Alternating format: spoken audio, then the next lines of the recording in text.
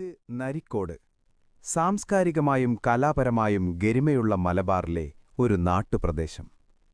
കണ്ണൂർ ജില്ലയുടെ നെല്ലറയെന്നറിയപ്പെടുന്ന ഏഴോം പഞ്ചായത്തിലെ നെൽവയലുകളുടെ സിംഹഭാഗവും നിലനിൽക്കുന്ന ഈ ഭൂമികയിൽ എണ്ണമറ്റ തെയ്യക്കാവുകളും നിരവധി വായനശാലകളും സാംസ്കാരിക കേന്ദ്രങ്ങളുമുണ്ട്. ഇന്ത്യയിലെ ആദ്യത്തെ സമ്പൂർണ്ണ സാക്ഷരതാ ഗ്രാമവും കേരളത്തിലെ പ്രധാന പക്ഷിഗ്രാമവും കൂടിയാണിവിടം. പഴയ കോലത്തുനാടിന്റെ ചരിത്രങ്ങളും മിഥുകളും ഐതിഹ്യങ്ങളും കലർന്നൊഴുകുന്ന കിള്ളാനദിയെന്ന കുപ്പംപുഴ ഈ നാടിന്റെ അതിരായി പാഞ്ഞുപോകുന്നു. മലയാളത്തിലെ യുവ എഴുത്തുകാരിൽ ശ്രദ്ധേയനായ വിനീഷ് കെ.എൻ.ന്റെ ജന്മദേശവും ഇവിടം തന്നെയാണ്. തന്റെ കഥകൾ പിറന്ന വഴികളിലൂടെ അദ്ദേഹം നമ്മോടൊപ്പം വരികയാണ്, സ്വന്തം നാടിനെ അടയാളപ്പെടുത്തുവാൻ. കഥ പിറന്ന വഴിയിലൂടെ ഇവിടെ ആരംഭിക്കുന്നു.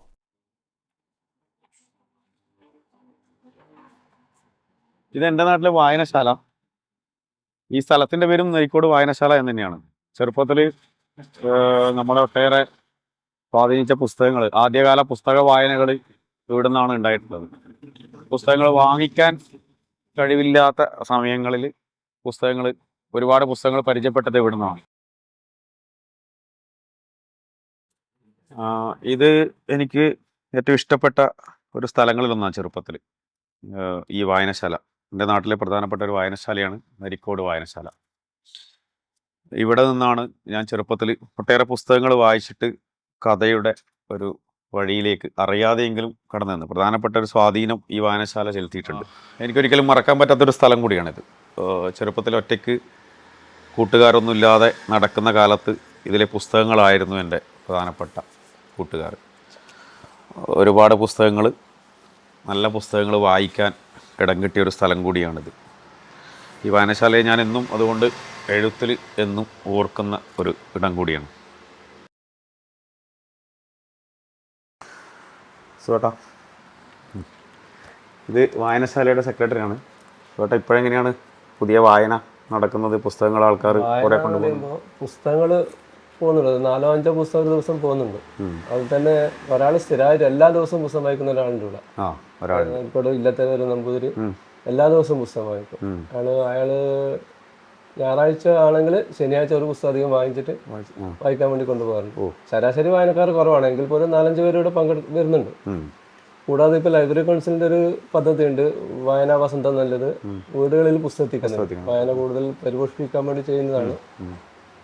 60 മുതൽ 100 വീടുകൾ വരെയാണ് പദ്ധതി പറഞ്ഞിട്ടുള്ളത്. നമ്മളത് നടത്തുന്നുണ്ട്, മോശമില്ലാത്തത് നടത്തുന്നുണ്ട്. ചില സാങ്കേതികമായ പ്രയാസങ്ങളുണ്ട്, വീടുകളിൽ എത്തുമ്പോൾ ചിലപ്പോൾ പകൽ ദിവസങ്ങളിൽ ആളുണ്ടാവാത്ത പ്രശ്നങ്ങളുണ്ട്, എങ്കിൽ പോലും നടക്കുന്നുണ്ട്. 10-50 വീടുകളിൽ മേലെ പുസ്തകം കൊടുക്കുന്നുണ്ട്. അങ്ങനെ പുസ്തകം വായന നടക്കുന്നുണ്ടോ നമുക്ക് ഉറപ്പിക്കാൻ വേറെ മാർഗമൊന്നുമില്ല അല്ലേ? മറ്റു വായന നടക്കുന്നുണ്ട്, പക്ഷെ വായനശാലയിൽ വന്ന് പുസ്തകങ്ങൾ എടുക്കുന്ന ഇതില്ല. വായന നടക്കുന്നുണ്ട്, വളരെ നല്ല രീതിയിൽ നടക്കുന്നുണ്ട്. വായനശാലയിൽ വന്ന് പുസ്തകം എടുക്കുന്നത് കുറവാണ്. പ്രത്യേകിച്ച് കുട്ടികളൊക്കെ വരുന്നുണ്ടെങ്കിൽ കൂടി ആ ഒരു പഠനത്തിന്റെ ഭാഗമായിട്ട് വരുന്നുള്ളൂ.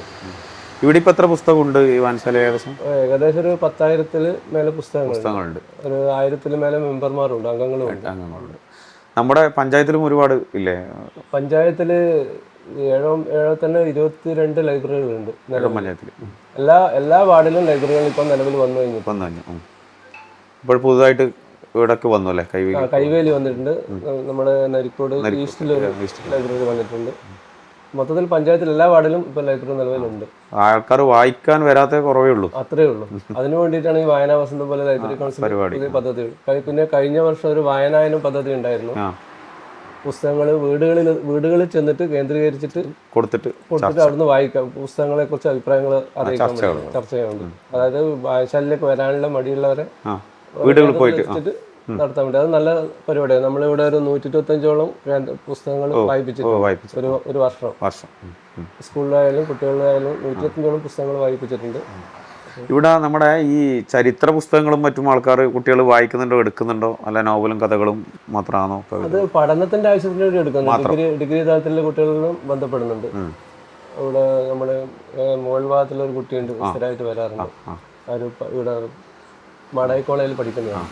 അത് പഠനാവശ്യത്തിന് പുസ്തകം എടുക്കാറുണ്ട്. ഞാനിവിടെ ചെറുപ്പത്തിൽ കണ്ടിട്ടുണ്ട് EMSന്റെ പ്രസംഗങ്ങൾ പോലുള്ള പുസ്തകങ്ങൾ. അതൊക്കെ ഇപ്പോഴും വായിക്കപ്പെടുന്നുണ്ട്, ആൾക്കാർ എടുക്കുന്നുണ്ട്. കുറവാണ്. വലിയ പുസ്തകങ്ങളായതുകൊണ്ട് വലിയ പുസ്തകങ്ങളാണ്. പിന്നെ അവർക്ക് റെഫറൻസ് ചെയ്യാൻ എളുപ്പമല്ലേ, മൊബൈൽ ഉണ്ടായി വളരെ എളുപ്പത്തിൽ ചെയ്യാൻ പറ്റും. അങ്ങനെയുള്ള പുസ്തകങ്ങൾ എടുക്കുന്നില്ല. പ്രത്യേകിച്ചും രാഷ്ട്രീയ പ്രാധാന്യമുള്ള പുസ്തകങ്ങൾ കുറവാണ് എടുക്കുന്നത്. ചരിത്ര പ്രാധാന്യമുള്ളതും പഠനത്തിന് വേണ്ടി മാത്രമേ എടുക്കുന്നുള്ളൂ. പഠിച്ചു കഴിഞ്ഞാൽ അതങ്ങ് വിട്ടു. ഇതെങ്ങനെയാ വർഷത്തിൽ ഫണ്ടിങ് ശരിക്കും പുസ്തകം വാങ്ങിക്കും? ലൈബ്രറി കൗൺസിലിന്റെ ഗ്രേഡിനനുസരിച്ച് ലൈബ്രറി ഫണ്ട് ഉണ്ട്. നമുക്ക് 24,000 രൂപ പുസ്തകത്തിന് വരും ഒരു വർഷം. പിന്നെ ലൈബ്രറി അലവൻസ് 4,120 രൂപ ഒരു മാസം. ഇത് എങ്ങനെയാണ് അങ്ങനെ സെലക്ട് ചെയ്യുക പുസ്തകം? നമ്മൾ വായിക്കുമ്പോൾ വായനക്കാരോട് അഭിപ്രായം തേടാറുണ്ട്. അത് നമ്മൾ കാണാറുണ്ട്. നോവൽ ഇത്ര, കഥ ഇത്ര, ഏത് പുസ്തകമാണ്. 75% പുസ്തകങ്ങൾ നിർബന്ധമായിട്ട് വാങ്ങിച്ചിരിക്കണം പൈസക്ക്.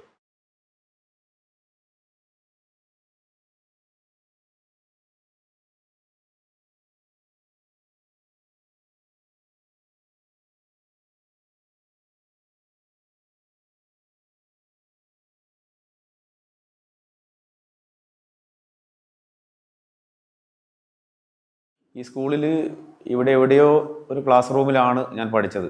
ഈ സ്കൂളിൽ എവിടെയോ ആണ് എൻ്റെ ക്ലാസ് റൂം. സ്കൂൾ ഒരുപാട് മാറിയതുകൊണ്ട് അതിന് കൃത്യമായിട്ട് ഏത് ക്ലാസ്സാണെന്ന് അറിയില്ല. എങ്കിലും ഈ സ്കൂളിൽ നിന്ന് വീട്ടിലേക്ക് തിരിച്ചു പോകുന്നതും സ്കൂളിലേക്ക് വരുന്നതുമുള്ള വഴിയിലെ കാഴ്ചകളാണ് പിന്നീട് ഞാൻ കഥകൾ എഴുതുമ്പോൾ എന്നെ ഒരുപാട് സഹായിച്ചിട്ടുള്ളത്. ആ കാഴ്ചകൾ അത്രയേറെ ചെറുപ്പത്തിലെ കാഴ്ചകൾ അത്രയേറെ പതിഞ്ഞു കിടക്കുന്നത്. കഥയെഴുത്തിൽ ഈ സ്കൂളിൻ്റെ ഒരു സ്വാധീനം എന്ന് പറയുന്നത് സ്കൂളിലേക്ക് വരുന്നതും തിരിച്ചു പോകുന്നതുമായ നടത്തത്തിലെ കാഴ്ചകളാണ് കഥയുടെ ഭൂമിക സൃഷ്ടിക്കുന്നതിൽ ശരിക്കും സഹായിച്ചിട്ടുള്ളത്. ഒരു പ്രവാസിയായ എന്നെ സംബന്ധിച്ച് പുറത്ത് ഉള്ള ഒരാൾക്ക് ഈ കാഴ്ചകൾ ഇത്രയും വ്യക്തമായിട്ട്, ചെറുപ്പത്തിലെ കാഴ്ചകളാണ് ഇത്ര വ്യക്തമായിട്ട് കാണാനും കഥയെഴുത്തിന് ഓരോ ചെറിയ ഭാഗങ്ങൾ ആക്കി തിരിച്ചെഴുതാനുമൊക്കെ ചെറിയ ചെറിയ കഥാപരിസരങ്ങൾ സൃഷ്ടിക്കാനൊക്കെ സഹായിച്ചിട്ടുള്ളത് ഒരു യാഥാർത്ഥ്യമാണ്. അറിഞ്ഞോ അറിയാതെയോ അത് വലിയ സ്വാധീനം ചെലുത്തിയിട്ടുണ്ട്.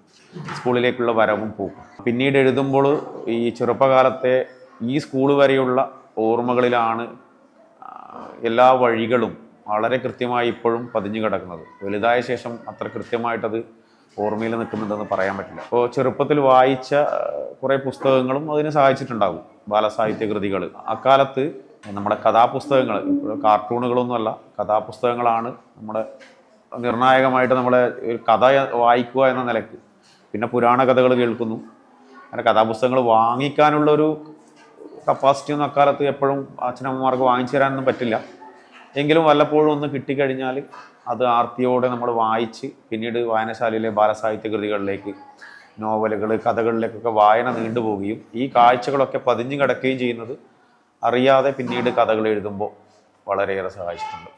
ഇത്തരം സാഹിത്യകാരന്മാരെയൊന്നും പരിചയപ്പെടുത്തുന്ന രീതിയൊന്നും അന്ന് നമ്മളെ സ്കൂളിലൊന്നും ഇല്ല. പുതിയ പാഠ്യപദ്ധതിൻ്റെ ഭാഗമായിട്ടായിരിക്കും നമ്മൾ പഠിക്കുന്ന സമയത്ത് ആ എഴുത്തുകാരനെ കുറിച്ച് നമുക്ക് പറഞ്ഞു തരും എന്നല്ലാതെ അവരെ കഥ വായിക്കാം, അവരെക്കുറിച്ച് സംസാരിക്കാം ടീച്ചർമാർ എന്നല്ലാതെ ഇതേപോലെ എഴുതി അവരെ വായിച്ച് ചിത്രം കണ്ട് പരിചയപ്പെടുന്ന രീതിയൊന്നും ഒന്നില്ല. അത് അന്നത്തെ പരിമിതിയാണ്. ഇത് കാണുമ്പോൾ വലിയ സന്തോഷം തോന്നും കുട്ടികൾക്ക് ഓരോന്നോരോന്ന്. വലിയ സന്തോഷമുണ്ട് ഇത്തരം നവീകരിച്ച ലൈബ്രറികളൊക്കെ കാണുമ്പോൾ. നമ്മൾ പഠിക്കുന്ന കാലത്തൊന്നും ഈ ഇത്ര രീതിയിൽ സ്കൂളുകളിൽ ലൈബ്രറികൾ വ്യാപകമായിട്ടൊന്നും വന്നിട്ടുണ്ടായിരുന്നില്ല. വായനശാലകളിൽ പോയിട്ട് പുസ്തകം എടുത്തിട്ടാണ് നമ്മളൊക്കെ വായിച്ച് തുടങ്ങിയത്. സ്കൂളുകളിൽ ഇത്തരം ലൈബ്രറികൾ ഈ സ്കൂളിൽ ഉണ്ടായിരുന്നില്ല എന്നാണ് എൻ്റെ ഓർമ്മ. മറ്റേതെങ്കിലും സ്കൂളുകളിൽ പണ്ട് കാലത്ത് ഉണ്ടായിരിക്കാം, പക്ഷെ നമ്മുടെ ഓർമ്മകളിൽ അങ്ങനെ ഒരു ലൈബ്രറി ഇല്ല.